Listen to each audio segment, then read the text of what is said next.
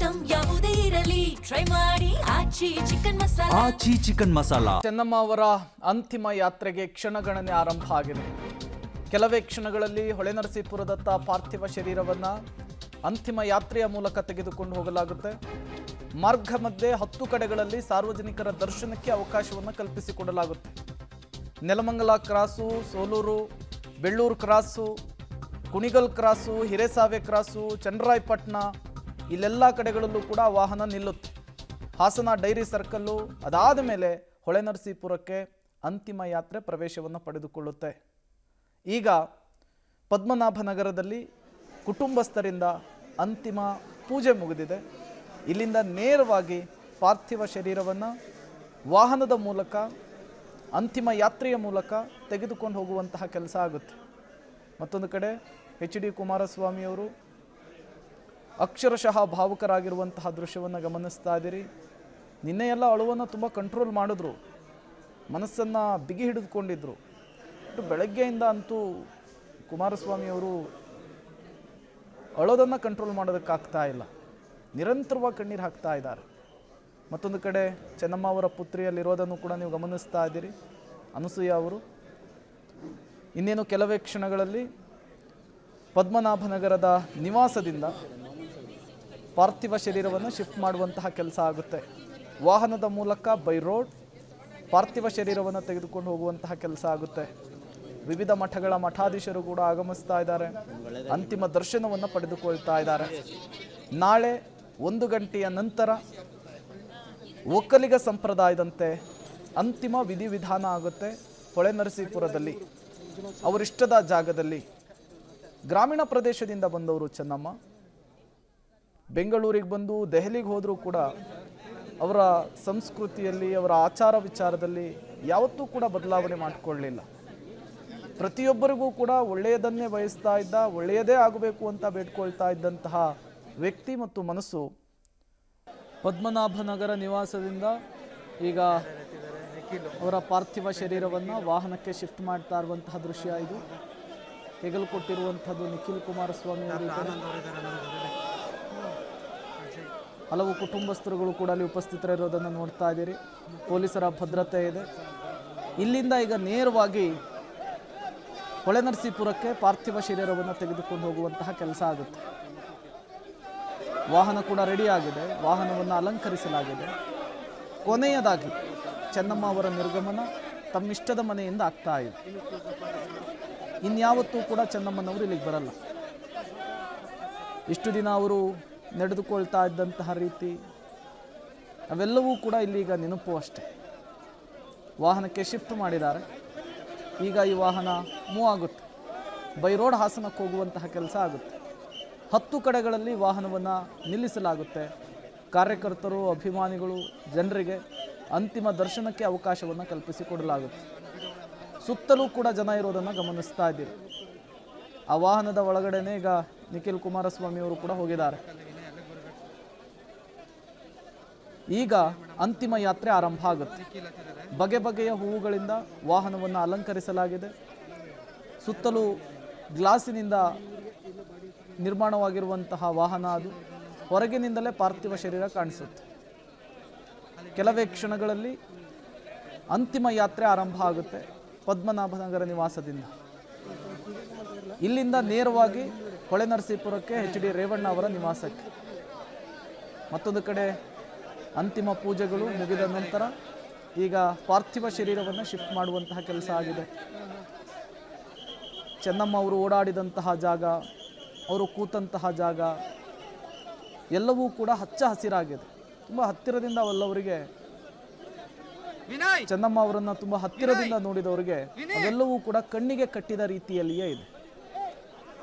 ಇನ್ನು ಆ ಮನೆಯಲ್ಲಿ ಚೆನ್ನಮ್ಮನವರ ಓಡಾಟ, ನಗು, ದೇವರ ಪೂಜೆ ಎಲ್ಲವೂ ನೆನಪಷ್ಟೆ. ಇನ್ಯಾವತ್ತೂ ಕೂಡ ಪದ್ಮನಾಭನಗರದ ನಿವಾಸಕ್ಕೆ ಚೆನ್ನಮ್ಮನವರು ಬರೋದಕ್ಕಾಗಲ್ಲ. ಬಟ್ ಪ್ರತಿ ಮೂಲೆಯಲ್ಲೂ ಕೂಡ ಚೆನ್ನಮ್ಮನವರ ನೆನಪಿದೆ. ದೇವರ ಪೂಜೆ ಮಾಡ್ತಾ ಇದ್ದಂತಹ ಆ ರೀತಿ ಇದೆಯಲ್ಲ, ಅದು ಕಣ್ಣಿಗೆ ಕಟ್ಟಿದ ರೀತಿಯಲ್ಲಿರುವಂಥದ್ದು. ದೇವೇಗೌಡರು, ಚೆನ್ನಮ್ಮನವರು ಈ ಮನೆಯಲ್ಲಿದ್ದಾರೆ ಅಂದರೆ ಅವರನ್ನು ನೋಡೋದಕ್ಕಂತಲೇ ಕಾರ್ಯಕರ್ತರು ಬರ್ತಾಯಿದ್ರು, ಅಭಿಮಾನಿಗಳು ಬರ್ತಾಯಿದ್ರು, ರಾಜ್ಯದ ಮೂಲೆಯಿಂದ ಜನ ಬರ್ತಾಯಿದ್ರು. ಅವರಿಬ್ಬರೊಟ್ಟಿಗೆ ಫೋಟೋವನ್ನು ಕ್ಲಿಕ್ಕಿಸ್ಕೊಳ್ಳೋದಕ್ಕೆ ಬರ್ತಾ ಇದ್ರು. ಇದೇ ಪದ್ಮನಾಭನಗರ JDSನ ಪವರ್ ಸೆಂಟರ್ ಕೂಡ ಆಗಿತ್ತು. ಕಾರ್ಯಕರ್ತರಿಂದ ಜನರಿಂದ ಗಿಜಿಗುಡ್ತಾ ಇತ್ತು. ಈಗ ನೀರವ ಮೌನ ಆವರಿಸ್ತಾ ಇದೆ. ಮನೆ ಒಡತಿ ನಿರ್ಗಮನ ಆಗಿದೆ. ಇಡೀ ಸಂಸಾರವನ್ನು ನೋಡಿಕೊಂಡವರು, ಇಡೀ ಮನೆಯನ್ನು ನೋಡಿಕೊಂಡವರು ಇವತ್ತು ಇಹಲೋಕವನ್ನು ತ್ಯಜಿಸಿದ್ದಾರೆ. ಇಡೀ ಕುಟುಂಬಕ್ಕೇನೆ ಇದು ಬರಸಿಡಿಲು ಬಡಿದಂತಾಗಿದೆ. ದುಃಖ ತಪ್ತವಾಗಿದೆ ಇಡೀ ಕುಟುಂಬ. HD ಕುಮಾರಸ್ವಾಮಿ ಅವರು ಕೂಡ ಒಳಗಿರುವಂತಹ ದೃಶ್ಯವನ್ನು ಗಮನಿಸ್ತಾ ಇದ್ದೀರಿ. ಜೊತೆಯಲ್ಲಿಯೇ ನಿಖಿಲ್ ಕುಮಾರಸ್ವಾಮಿ ಅವರು ಕೂಡ ಇದ್ದಾರೆ. ಈಗ ಅಂತಿಮ ಯಾತ್ರೆ ಆರಂಭ ಆಗುತ್ತೆ. ಇಲ್ಲಿಂದ ಹೊಳೆನರಸೀಪುರಕ್ಕೆ ನೇರವಾಗಿ ಹೋಗುತ್ತೆ. 10 ಪಾಯಿಂಟ್ಗಳಲ್ಲಿ ಈ ವಾಹನವನ್ನು ನಿಲ್ಲಿಸೋದಕ್ಕೆ ಪ್ಲಾನ್ ಆಗಿದೆ. ನಾಳೆ ಸಕಲ ಸರ್ಕಾರಿ ಗೌರವಗಳೊಂದಿಗೆ ಚೆನ್ನಮ್ಮ ಅವರ ಇಷ್ಟದ ಜಾಗದಲ್ಲಿ ಒಕ್ಕಲಿಗ ಸಂಪ್ರದಾಯದಂತೆ ಅಂತಿಮ ವಿಧಿವಿಧಾನವನ್ನು ನೆರವೇರಿಸಲಾಗುತ್ತೆ ಸಕಲ ಸರ್ಕಾರಿ ಗೌರವಗಳೊಂದಿಗೆ. ಬಟ್ ಚೆನ್ನಮ್ಮನವರ ಸರಳತೆ, ಮಮತೆ, ಮನುಷ್ಯತ್ವದ ಗುಣ ಇದೆಯಲ್ಲ, ಇದು ಹಲವರಿಗೆ ಮಾದರಿ. ಕುಟುಂಬಕ್ಕಾಗಿ ಅವರು ಮಾಡಿದಂತಹ ತ್ಯಾಗ, ಸಹನೆ, ಕಾಳಜಿಯ ಮಾತು, ಸರಳ ನಗು ಎಲ್ಲವೂ ಕೂಡ ಇನ್ನು ನೆನಪಷ್ಟೆ. ದೇವೇಗೌಡರ ಅದೃಷ್ಟ ದೇವತೆ, ಕುಮಾರಸ್ವಾಮಿಯವರ ಶಕ್ತಿಯಾಗಿದ್ದವರು ಚೆನ್ನಮ್ಮ ಅವರು ಇನ್ನು ನೆನಪು ಮಾತ್ರ ಅಷ್ಟೆ. ಅವರ ಬದುಕು, ಅವರ ನಡೆನುಡಿ, ಅವರು ಬದುಕನ್ನು ಸಾಗಿಸಿಕೊಂಡು ಬಂದಂತಹ ರೀತಿ ಮುಂದಿನ ಪೀಳಿಗೆಗೂ ಕೂಡ ಮಾದರಿಯಾಗುವಂಥದ್ದು. ಗಂಡ ಮಾಜಿ ಪ್ರಧಾನಿ, ಮಗ ಮಾಜಿ ಮುಖ್ಯಮಂತ್ರಿ, ಮತ್ತೊಬ್ಬ ಮಗ ಮಿನಿಸ್ಟರ್ ಆಗಿದ್ದವರು, ಇನ್ನೊಬ್ಬ ಮಗ IAS ಅಧಿಕಾರಿ. ಅಧಿಕಾರ ಅವರ ಸುತ್ತಲೇ ಸುತ್ತುತ್ತಾ ಇತ್ತು. ಯಾವತ್ತೂ ಕೂಡ ಯಾವುದಕ್ಕೂ ಮಧ್ಯಪ್ರವೇಶವನ್ನು ಮಾಡಿದವರಲ್ಲ ಚೆನ್ನಮ್ಮ ಅವರು. ಯಾವಾಗಲೂ ಕೂಡ ಕುಟುಂಬ, ಅವರ ಒಳಿತಿನ ಬಗ್ಗೆನೇ ಯೋಚನೆ ಮಾಡ್ತಾ ಇದ್ದವರು. ಮತ್ತೊಂದು ಕಡೆ ಅವರ ಪುತ್ರಿ ಕೂಡ, ಚೆನ್ನಮ್ಮ ಅವರ ಪುತ್ರಿ ಕೂಡ ವಾಹನವನ್ನು ಏರ್ತಾ ಇರುವಂತಹ ದೃಶ್ಯವನ್ನು ಗಮನಿಸ್ತಾ ಇದ್ದೀರಿ. ಒಟ್ಟು 6 ಜನ ಮಕ್ಕಳು, ಎಲ್ಲರೂ ಕೂಡ ಈ ಸಂದರ್ಭದಲ್ಲಿ ಜೊತೆಯಲ್ಲಿದ್ದಾರೆ. ಮತ್ತೊಂದು ಕಡೆ HD ರೇವಣ್ಣ ಅವರು ಹೊಳೆನರಸೀಪುರದಲ್ಲಿ ಅಲ್ಲಿ ಬೇಕಾದಂತಹ ವ್ಯವಸ್ಥೆಗಳನ್ನು ನೋಡಿಕೊಳ್ತಾ ಇದ್ದಾರೆ. ಇನ್ನೇನು ಕೆಲವೇ ಕ್ಷಣಗಳಲ್ಲಿ ಅಂತಿಮ ಯಾತ್ರೆ ಸಾಗುತ್ತೆ. ಮಾರ್ಗದುದ್ದಕ್ಕೂ ಕೂಡ ಅಪಾರ ಸಂಖ್ಯೆಯಲ್ಲಿ ಜನ ಸೇರುವಂತಹ ಸಾಧ್ಯತೆ ಇದೆ. ಹೇಳಿ ಕೇಳಿ ಚೆನ್ನಮ್ಮ ಅವರು ಹಾಸನ ಜಿಲ್ಲೆಯವರು, ಈ ಕಡೆ ದೇವೇಗೌಡರು ಕೂಡ ಹಾಸನ ಜಿಲ್ಲೆಯವರೇ. ಚೆನ್ನಮ್ಮ ಅವರ ತಂದೆ ಹೆಸರು ದೇವೇಗೌಡರಂತೆ. ಜೊತೆಗೆ ದೇವೇಗೌಡರನ್ನ ಓದಿಸಿ ಬೆಳೆಸಿದ್ದು ಕೂಡ ಚೆನ್ನಮ್ಮ ಅವರ ತಂದೆ. ಚೆನ್ನಮ್ಮ ಅವರು ದೇವೇಗೌಡರನ್ನ ಮದುವೆ ಆಗುವಂತಹ ಸಂದರ್ಭದಲ್ಲಿ ಒಬ್ಬ ಸಾಮಾನ್ಯ ವ್ಯಕ್ತಿ ದೇವೇಗೌಡರು. ಯಾವಾಗ ಚೆನ್ನಮ್ಮನವರ ಎಂಟ್ರಿ ಆಗುತ್ತೋ ದೇವೇಗೌಡರ ಬದುಕಿಗೆ, ಮುಟ್ಟಿದ್ದೆಲ್ಲವೂ ಕೂಡ ಚಿನ್ನ. ಅಂದುಕೊಂಡಿದ್ದಕ್ಕಿಂತ ಹೆಚ್ಚಾಗಿ ರಾಜಕೀಯದಲ್ಲಿ ಯಶಸ್ಸನ್ನು ಕಂಡವರು ದೇವೇಗೌಡರು.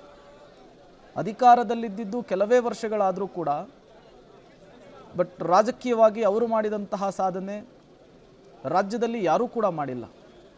ಬಟ್ ಇವತ್ತು ಅದೇ ದೇವೇಗೌಡರು ಒಬ್ಬಂಟಿಯಾಗಿದ್ದಾರೆ. ಮನೆಯಲ್ಲಿ ಆಳು ಕಾಳುಗಳಿದ್ರೇನು, ಮನೆ ತುಂಬ ಜನ ಇದ್ರೇನು, ಅಧಿಕಾರ ಅಂತಸ್ತು ಇದ್ರೇನು, ಹೆಂಡತಿನೇ. ಹೆಂಡತಿ ಇಲ್ಲದೆ ಇರುವಂತಹ ಬದುಕನ್ನು ದೇವೇಗೌಡರು ಇಮ್ಯಾಜಿನ್ ಕೂಡ ಮಾಡಿರಲಿಲ್ಲ ಅಂತ ಕಾಣಿಸುತ್ತೆ. ಬಟ್ ಈ ಸಂದರ್ಭವನ್ನು ದೇವೇಗೌಡರು ಹೇಗೆ ಫೇಸ್ ಮಾಡ್ತಾರೆ ಅನ್ನೋದು ಕೂಡ ಹಲವರಿಗಿರುವಂತಹ ಪ್ರಶ್ನೆ. ಇದೇ ವಾಹನದಲ್ಲಿ ಈಗ ಚೆನ್ನಮ್ಮನವರ ಪಾರ್ಥಿವ ಶರೀರವನ್ನು ಇಡಲಾಗಿದೆ. ಒಳಗಡೆ ನಿಖಿಲ್ ಕುಮಾರಸ್ವಾಮಿ, HD ಕುಮಾರಸ್ವಾಮಿ, ಜೊತೆಗೆ ಚೆನ್ನಮ್ಮ ಅವರ ಪುತ್ರಿಯರು ಕೂಡ ಇದ್ದಾರೆ. ಪೊಲೀಸರ ಸರ್ಪಗಾವಲಿನೊಂದಿಗೆ ಅಂತಿಮ ಯಾತ್ರೆ ಈಗ ಆರಂಭ ಆಗ್ತಾ ಇದೆ. ಬೈ ರೋಡ್ ಈ ಪಾದಯಾತ್ರೆ, ಈ ಅಂತಿಮ ಯಾತ್ರೆ ಆರಂಭ ಆಗುತ್ತೆ. ನೂರಾರು ಸಂಖ್ಯೆಯಲ್ಲಿ ಜನ ಕೂಡ ನೆರೆದಿರೋದನ್ನು ನೀವು ಗಮನಿಸ್ತಾ ಇದ್ದೀರಿ. ಸಾರ್ವಜನಿಕ ದರ್ಶನಕ್ಕೂ ಕೂಡ ಅವಕಾಶವನ್ನು ಕಲ್ಪಿಸಿಕೊಡಲಾಗಿತ್ತು. ರಾಜಕೀಯ ಗಣ್ಯರು ಕೂಡ ಅಂತಿಮ ನಮನವನ್ನು ಸಲ್ಲಿಸಿದರು. ಸಿದ್ದರಾಮಯ್ಯನವರು, DK ಶಿವಕುಮಾರ್ ಅವರು, CM ಇಬ್ರಾಹಿಂ ಅವರು, BK ಹರಿಪ್ರಸಾದ್ ಅವರು ಆದಿಯಾಗಿ ರಾಜಕೀಯ ಗಣ್ಯರುಗಳಿಂದೆಲ್ಲ ನಮನ ಆಗಿದೆ. ಈಗ ಅಂತಿಮ ಯಾತ್ರೆ ಶುರುವಾಗಿದೆ. ಇಲ್ಲಿಂದ ಅಂತಿಮ ಯಾತ್ರೆ ಆರಂಭ ಆಗಿರುವಂಥದ್ದು. ಹೊಳೆನರಸೀಪುರದವರೆಗೂ ಕೂಡ ಅಂತಿಮ ಯಾತ್ರೆ ಹೀಗೆ ಸಾಗುತ್ತೆ. ಹೂವುಗಳಿಂದ ಅಲಂಕೃತವಾಗಿರುವಂತಹ ವಾಹನ ಪೊಲೀಸರ ಸರ್ಪಗಾವಲಿನಲ್ಲಿ ಪದ್ಮನಾಭನಗರದಿಂದ ಅಂತಿಮ ಯಾತ್ರೆ ಆರಂಭಗೊಂಡಿದೆ. ಇನ್ನು ಚೆನ್ನಮ್ಮ ನೆನಪು ಮಾತ್ರ. ಮತ್ಯಾವತ್ತೂ ಕೂಡ ಚೆನ್ನಮ್ಮನವರು ಈ ಕಡೆ ಬರೋದಕ್ಕಾಗಲ್ಲ. ಯಾಕೆಂದರೆ ಇಹಲೋಕವನ್ನು ತ್ಯಜಿಸಿದ್ದಾರೆ. ಅವರು ನಡೆದುಕೊಳ್ತಾ ಇದ್ದಂತಹ ರೀತಿ, ಮನೆಗೆ ಬಂದವರನ್ನು ಟ್ರೀಟ್ ಮಾಡ್ತಾ ಇದ್ದಂತಹ ರೀತಿ ಎಲ್ಲವೂ ಕೂಡ ಇನ್ನೂ ನೆನಪಷ್ಟೆ. ಇದೇ ಮನೆಯಲ್ಲಿಯೇ ದಶಕಗಳಿಂದ ವಾಸವಾಗಿದ್ದರು ಚೆನ್ನಮ್ಮ ದೇವೇಗೌಡ ದಂಪತಿ. ತಾಯಿಯ ನಿರ್ಗಮನ, ಮಗಳು ಅಳ್ತಾ ಇರುವಂತಹ ದೃಶ್ಯವನ್ನು ಗಮನಿಸ್ತಾ ಇದ್ದೀರಿ.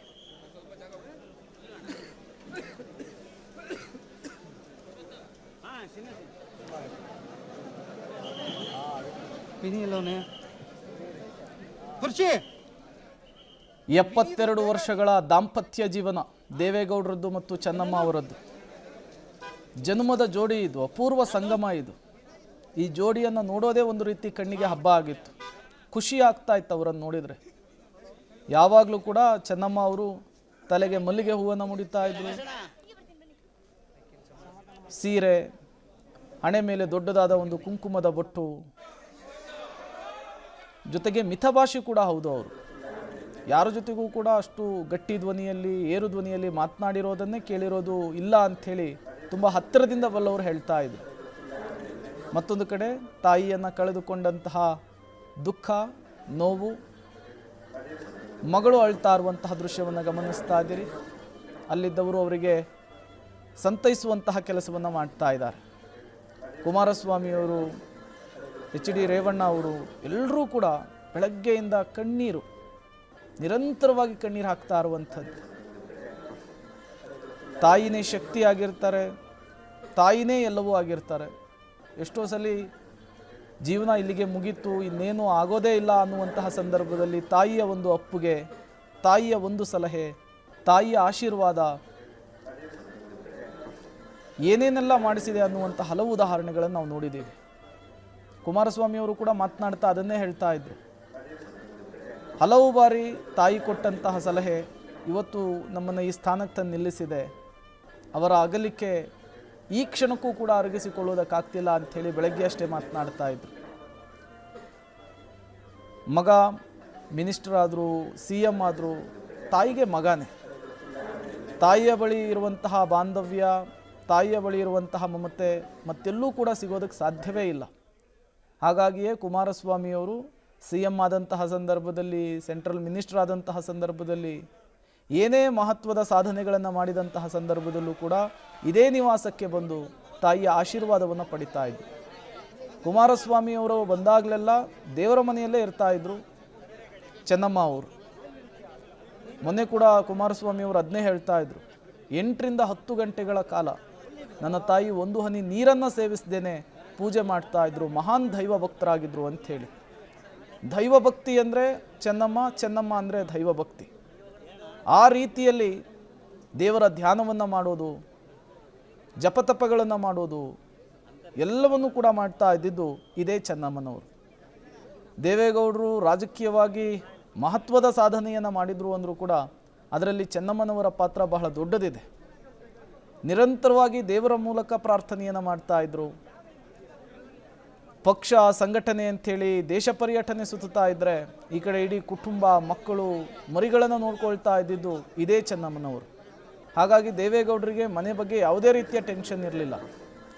ರಾಜಕೀಯ ಜಂಜಾಟಗಳು ಎಷ್ಟೇ ಇದ್ದರೂ ಕೂಡ ಮನೆಗೆ ಬಂದಂತಹ ಸಂದರ್ಭದಲ್ಲಿ ಒಂದು ನೆಮ್ಮದಿ ಸಿಗ್ತಾ ಇತ್ತು ದೇವೇಗೌಡರಿಗೆ.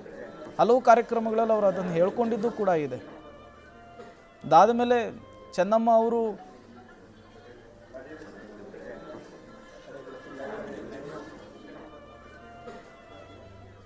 ನೀವು ಕೂಡ ದೃಶ್ಯವನ್ನು ಗಮನಿಸ್ತಾ ಇದ್ದೀರಿ. ದೇವೇಗೌಡರನ್ನು ಈ ಸ್ಥಿತಿಯಲ್ಲಿ ನೋಡೋದಕ್ಕೆ ತುಂಬ ಕಷ್ಟ ಆಗ್ತಾ ಇದೆ. 94 ವರ್ಷ ಅವರಿಗೆ ವಯಸ್ಸು, 89 ವರ್ಷ ಚೆನ್ನಮ್ಮ ಅವರಿಗೆ ವಯಸ್ಸು. 72 ವರ್ಷಗಳ ದಾಂಪತ್ಯ ಜೀವನ. ಸತಿಪತಿ ಅಂದರೆ ಇವರಂಗೆ ಇರಬೇಕು ಅಂಥೇಳಿ ಉದಾಹರಣೆಯಾಗಿದ್ದವರು. ಹೆಜ್ಜೆ ಹೆಜ್ಜೆಯಲ್ಲೂ ಕೂಡ ಧೈರ್ಯ, ಶಕ್ತಿ, ಬೆನ್ನೆಲುಬಾಗಿ ನಿಂತವರು ಇವತ್ತು ಚೆನ್ನಮ್ಮನವರು. ಆ ಚೆನ್ನಮ್ಮ ಇಲ್ಲ ಅನ್ನುವಂತಹ ನೋವು, ಕೊರಗು ದೇವೇಗೌಡರ ಮುಖದಲ್ಲಿ ಕಾಣಿಸ್ತಾ ಇದೆ. ಕಣ್ಣಲ್ಲಿ ಕಣ್ಣೀರ ಹನಿಯಾಗಿ ಅದು ಹೊರಬರ್ತಾ ಇದೆ. ಒಬ್ಬಂಟಿಯಾದೆ ಅನ್ನುವಂತಹ ಒಂದು ಅನಾಥ ಭಾವ ಕೂಡ ಕಾಣಿಸ್ತಾ ಇರುವಂಥದ್ದು. ಸುತ್ತಮುತ್ತ ಜನ ಇರಬಹುದು, ಮನೆ ತುಂಬಲೂ ಜನ ಇರಬಹುದು, ಹೆಂಡತಿನೇ. ಅವ್ರ ಜೊತೆಗಿದ್ದಂತಹ ಬಾಂಧವ್ಯ ಇದೆಯಲ್ಲ, ಪ್ರೀತಿ ಇದೆಯಲ್ಲ, ಈ ಇಳಿ ವಯಸ್ಸಿನಲ್ಲಿ ದೇವೇಗೌಡರಿಗೆ ಅರಗಿಸಿಕೊಳ್ಳೋದಕ್ಕೆ ಅದು ಕಷ್ಟ ಆಗ್ತಾ ಇದೆ. ನಿನ್ನೆಯಿಂದಲೂ ಕೂಡ ನಾವು ಗಮನಿಸ್ತಾ ಇದ್ದೀವಿ, ಬಿಟ್ಟ ಜಾಗವನ್ನು ಅವರು ಕದಲಿಲ್ಲ, ಕೂತಿರುವಂತಹ ಜಾಗವನ್ನು. ಆಸ್ಪತ್ರೆಯಿಂದಲೂ ಕೂಡ ಚೆನ್ನಮ್ಮ ಅವರ ಜೊತೆಗೇನೆ ಬಂದರು. ಈಗ ಚೆನ್ನಮ್ಮನವರ ಜೊತೆಗೇನೆ ಕಾರಿನಲ್ಲಿ ಅಂತಿಮ ಯಾತ್ರೆಯಲ್ಲಿ ಸಾಗ್ತಾ ಇರುವಂತಹ ದೃಶ್ಯವನ್ನು ಗಮನಿಸ್ತಾ ಇದ್ದೀರಿ.